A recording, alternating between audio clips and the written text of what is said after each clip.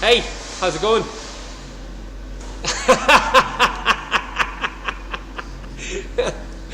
We're trying to be socially responsible here in the White Hag. My name's Bob, and this is my partner Joe. We're from the White Hag brewery in Sligo, Ireland.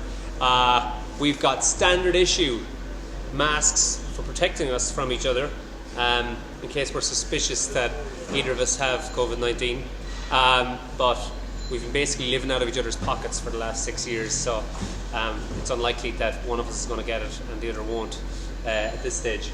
We're going to have a little introduction to us and our beer. A big hello to everyone. This is now Saturday, and you're at Cyberfest, on Cyberfest. I'm not sure. But you're drinking good beer, really good beer. I think we're in good company, and I really hope you get to enjoy our farmhouse-style Saison. French is not my first language. So, who are the White Hag? Well, if you've been with Beer 52 for a while, you'll know that we're an Irish brewery from the West Coast over on the Wild Atlantic Way. We are the best brewery in Ballymote, County Sligo, and it's a claim that we've long upheld and will hopefully hold into the future.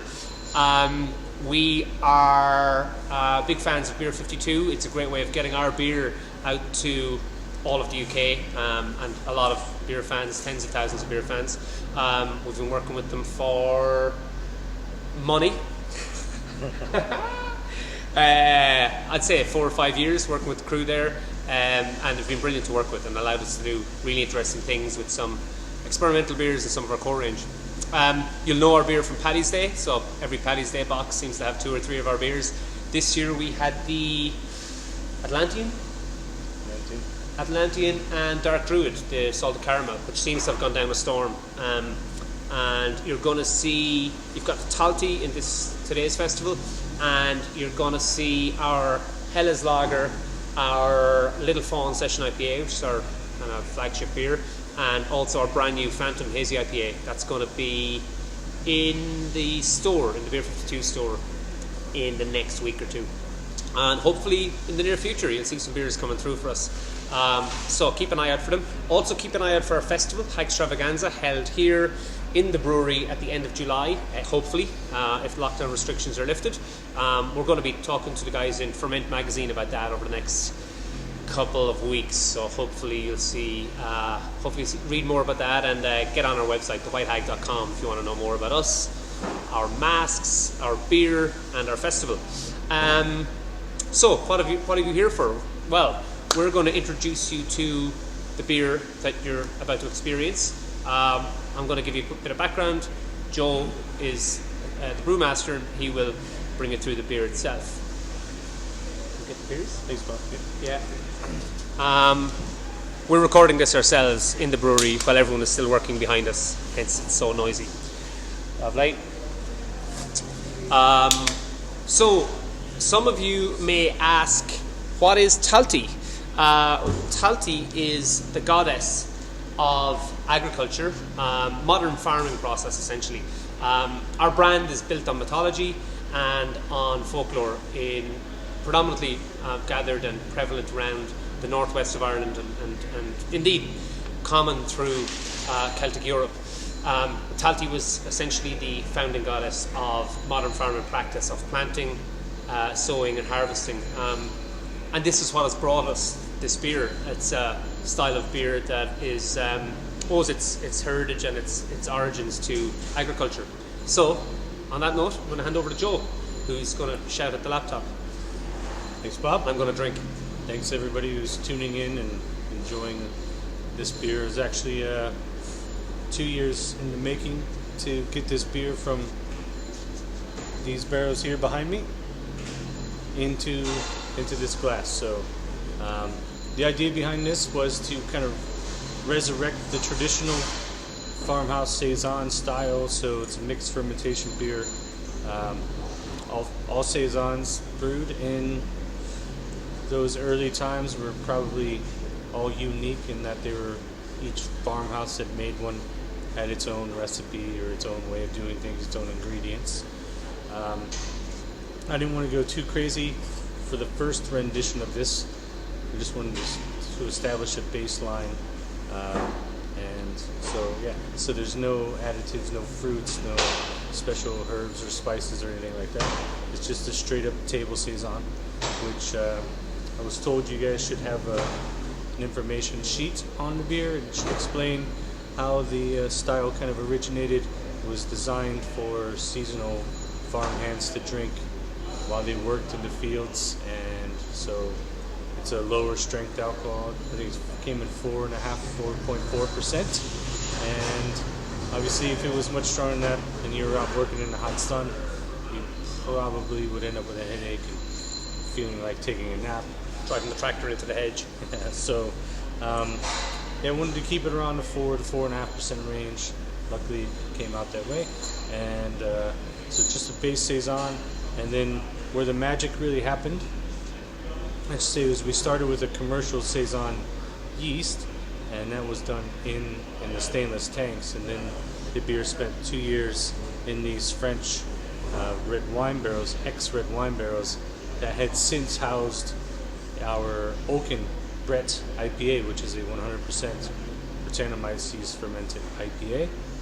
So that would have impregnated the barrels with Brettanomyces, to which the saison then went into, and then we let the Brettanomyces do the rest of the work and add its magic. So all those kind of floral and spicy, somewhat farmyard aromas are coming mostly from that Brettanomyces, but because the saison strain pretty much eats all the sugar, there wasn't much left for the Brettanomyces to consume, so it actually then goes to work on some of the byproducts of the yeast, primary yeast fermentation, which creates some of those more exotic characters that are only occur when you use the mixed fermentation style. I'm going to act kind of like an interviewer here, and also like I should know this, but the spice and oak, there's like a combined spice and oak aroma here. How much of that comes from the oak and how much of that comes from the Brett?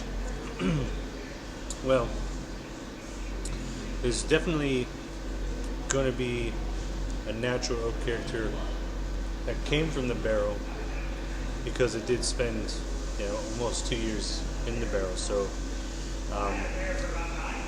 but there's still that kind of, the oak to me comes across more as a toasted vanilla kind of. Yeah, that's that character. sweetness, like that. Yeah. Yeah. But this has a final gravity of 0, so all the body and stuff really is coming from the tannin from the oak. So that's where the oak is. Actually, if we would have just done this in stainless only, it probably would have came across extremely thin. Yeah. It gives it like feel. Exactly. Real feel of the tongue. Yeah. Winemakers describe this as somebody rolling a large pallet of cans. We're in an actual working brewery. Just in case you thought this was a studio somewhere. Yeah, so I'll back in the frame here. What was I saying? Oh yeah, winemakers refer to tannin in the same way. So if you take, say, stainless only fermented wines, generally always would come, even red wines would come across as a lot more thin and lacking body and mouthfeel compared to the ones that get to spend time in oak. Yeah. So it comes from the tannin. There is a like every time I smell this and or smell Ulkin, or even little Ulkin, you always get that bang of wine, like that bang of Chardonnay. Yeah. Nose off it straight away, Yes. before anything else. And that's also why I like to use kind of the former wine barrels, because they're going to add a little more complexity versus just a normal toasted barrel. That's an Austrian barrel there, actually. It was made in Austria, Yeah. but it's French oak. Just so you can see our barrels, so you can see obviously the brand of the producer of the barrels. What you also see is that each barrel has, or almost all the barrels, have the name of someone who sponsored the barrel. So our crowdfunding was done to buy a barrel program, and we've got hell of a lot of barrels here. You can see at the back there as well. There's a lot of barrels in the brewery, but all sponsored by individuals in Ireland and abroad. And it's why we have such a wide variety of barrel-aged beers, and it's why we are able to do one batch that's dedicated to Beer 52, which is this. It's like 8,000 cans, I think. Yeah, and you guys are really lucky because I didn't want to give any of it up. I was really happy with how it came out, and then I was told it was all pretty much going to you guys, so congratulations. I hope you enjoy it. Yeah. If you want to know more about it, I'm going to get this tasting note. So we do a tasting note for every single beer. It introduces the beer, and that's probably backwards now. We're going to send it on to guys in Beer 52. Should make it available by social or by email. The email link where you get your information for the festival.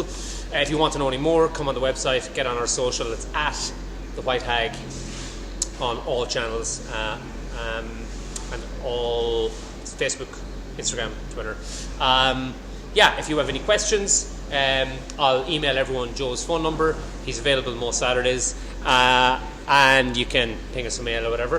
Hopefully you enjoy the festival. Hopefully it's the world's first, but not last. We'd like to be part of this and getting you more information, getting you to taste more beers in the future, and enjoy yourselves. Stay safe, and hopefully we'll see you the other side physically here in the White Hag or at one of the countless beer festivals we'll go to around the UK. Slán